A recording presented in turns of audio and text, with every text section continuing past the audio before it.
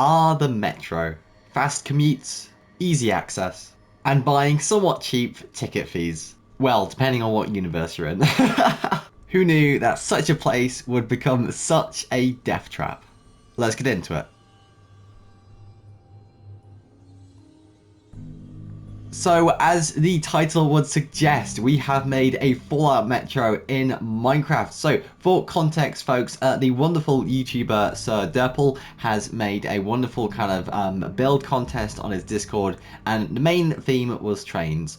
Now, I did actually talk to him about this, like, is a subway car a train? Because it's connected to a train engine. He said, ultimately, well, it is. So in that respect, I thought I'd show my hand in making a little build for the build contest involving the kind of Fallout subway system, because when you play Fallout, there is a lot of underground sections, and especially in Fallout 3 and of course Fallout 4, there is a big emphasis on underground subways kind of taking you to different places in the map. With that, I'm going to show you the full build in question with a lovely little cinematic experience for you folks, and then afterwards I'm going to show you how I kind of came up with the idea and the necessary texturing and building ideas that came along with it. So without further ado, let's get into the video. If the end of the world came tonight,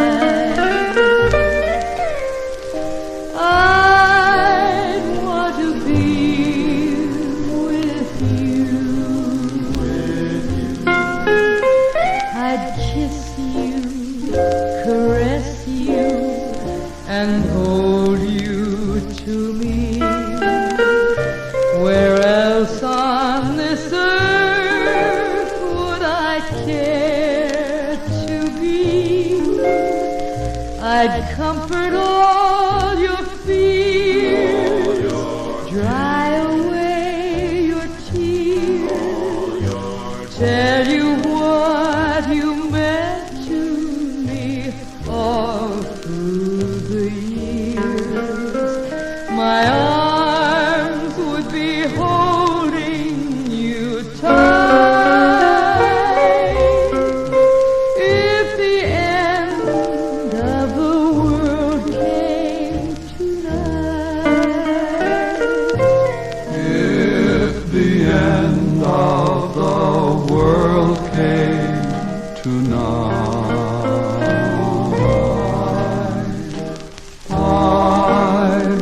to be with you. I'd kiss you, caress you, and hold you to me.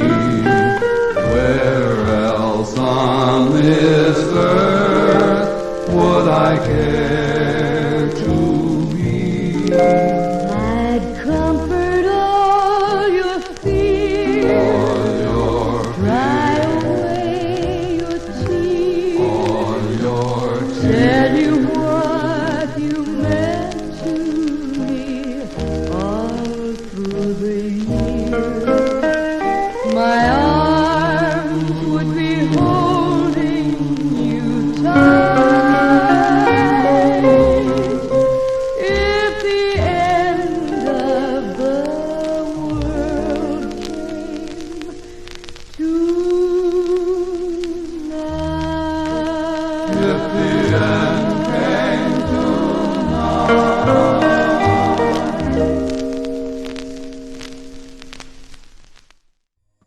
And we are back after that amazing cinematic video. I do hope you enjoyed that, folks. Honestly, I had an absolute whale of a time building this for you. Honestly, I don't usually get the time to do these kind of things often, but usually when there's like a build competition, I'll throw my hat into the ring, so to speak, just to kind of, you know, stretch the old building skills and whatnot. So in terms of actually building this thing, the first thing I needed to do was actually to measure out the dimensions of the build itself. Now, the original plan for this was going to be a whole 64 by 64 blocks, but again, due to the kind of nature of the rather destroyed ambience of what we're building, some of the rooms kind of just got sectioned off, so to speak, in replacement for a more textured and destroyed part of the subway itself. So without further ado, let us get into the build. Now we're just gonna get some lovely night vision. What is the best way to go through here? Okay, we're just gonna we're just gonna break through here. 1 second. Get some dark prismarine, like so. Okay, so we got our night vision on. Let's get a better look at the build itself. Now, the first actual place I needed to work on was this room over here. Because the main bit was going to be a bit more difficult, so it's always good to just plan it out before you kind of focus on the more, I would say, technical parts of the build in that respect, you know, kind of planning out, measuring, and whatnot. So the main plan of this subway was going to be, there's going to be 2 sides. Now originally there was going to be a staircase above, like I've done in New Walden, and then kind of snaking across and then going on to the other side, but I kind of figured because of the destroyed nature of the subway, because you know it's Fallout, then I can kind of get away with there being no connecting side other than the water, just because, you know, underground infrastructure will take a big hit in some event like that. So, you know, a lot of the stairs will be kind of caved in. And of course, if we go over to this side, this is more of a kind of seating area for many passengers who would have gone down the stairs in this kind of caved in section over here. Now, the one thing I did like about Sir derpol, because he recently got a shout out by Minecraft, I'm very jealous. Nah, I'm just joking. But the one thing I really liked about Sir derpol was his use of paintings as kind of graffiti or some kind of advertising on his trains, or of course in the build itself. So I tried to do something a little bit like that. So maybe this was like a wall of advertisements that has kind of aged a bit. You know, some of the advertisements have worn away or faded away with time, leaving only a few in its place.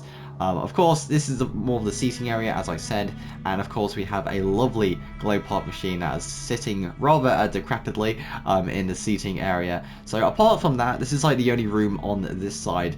Apart from the texturing, this is, I would say, the only kind of eye candy, so to speak, on this side of the map. In terms of my favourite bit of the build, it was actually 2 things. The first being the actual texturing of the build itself, because, you know, for those who know me as a builder, I do like texturing a lot.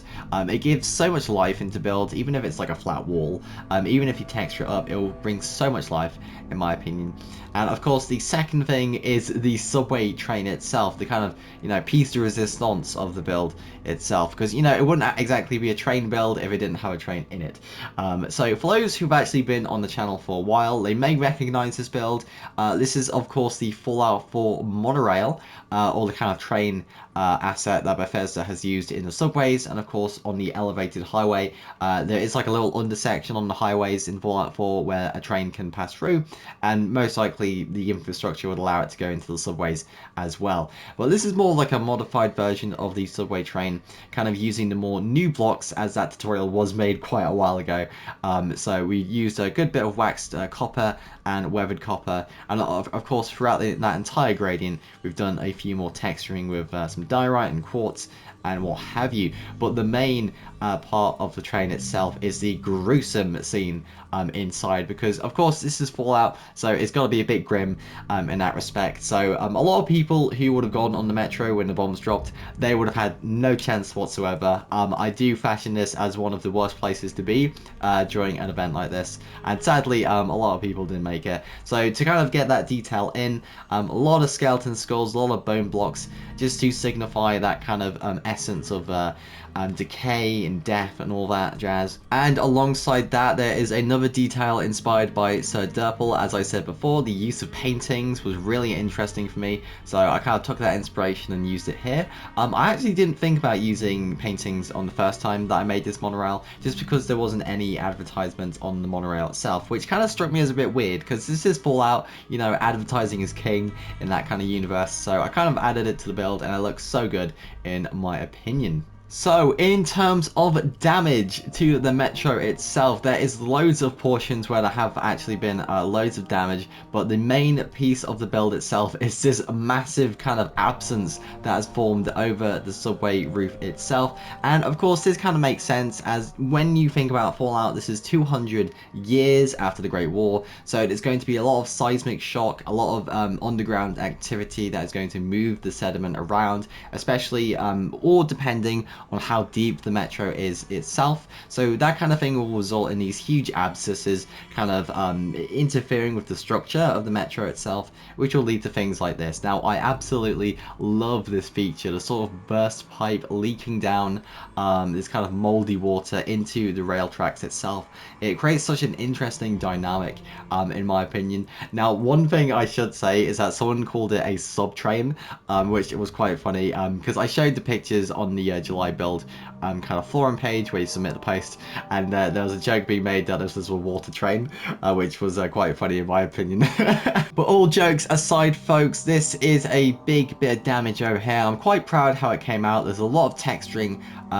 One of the details I actually have kind of put in here is the use of the glow lichen and of course the skulk as a sort of kind of organic element to the build itself, because you know life kind of exists in funny ways in Fallout, so I thought I might add some skulk and some glow lichen just so there is some life in the kind of metro itself. You know, not everything is dead. You know, you'll have like little mutated plant life growing through the roots and being attracted by the water in metro itself, and of course you'll get some kind of funguses and you know, kind of this beings that kind of feed on dead matter and what have you. You know, of course in the Fallout there is a plentiful amount of that and so forth. Alongside that, we have smaller bits of damage. For example, there is a gas leak. Well, I say a gas leak, some kind of energy leak in beneath the ticket stalls, which has kind of you know, resulted in an explosion. You can see that through the flames and the pipe itself being here. The use of the grey concrete powder is a nice touch in my opinion,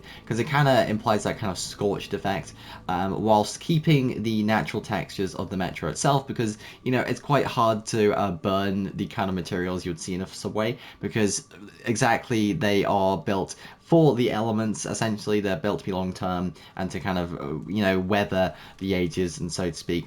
So this was a right amount of detail in my opinion. And of course, last but not least, we have the texturing itself. Now for the walls, what I did is I used the New Walden style of subway, using the dark prismarine and grey clay blocks as a kind of divider for the walls itself, which primarily consisted of light grey concrete. So for each section I kind of divided them up into different texture reliefs. For the kind of dark prismarine foundation, I mixed it in with a bunch of green terracotta and of course coarse dirt. And with the light grey concrete, I mixed it with an abundance of stone brick, and of course cracked stone brick, which made a lovely kind of weathered look to the subway walls itself. Because of course it isn't going to be crumbling into dust, but you know, 200 years later something's going to give at some point, and you will start to see that in the kind of texturing of the wall itself.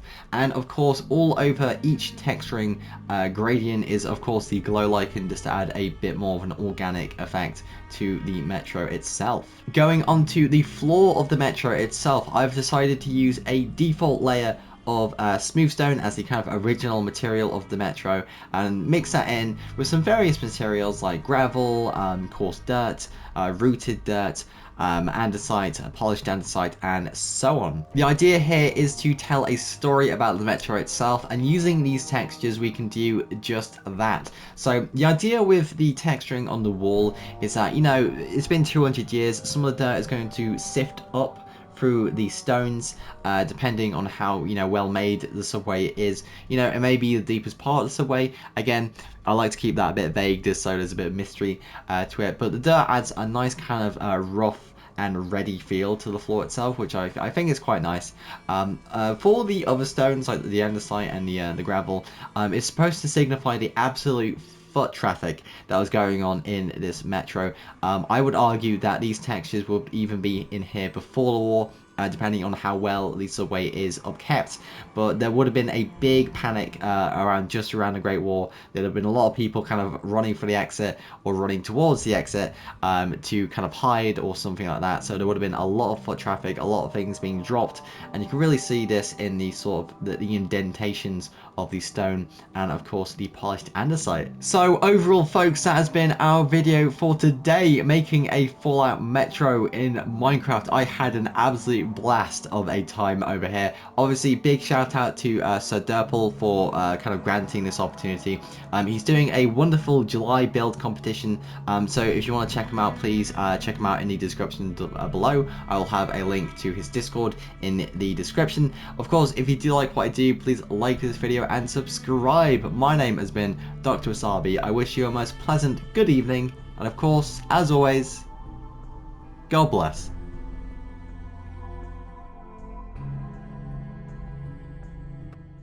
And now, folks, it is time to say good night. We sincerely appreciate your viewing and hope we've succeeded in providing you with an enjoyable evening of entertainment. Stay happy and come back again soon.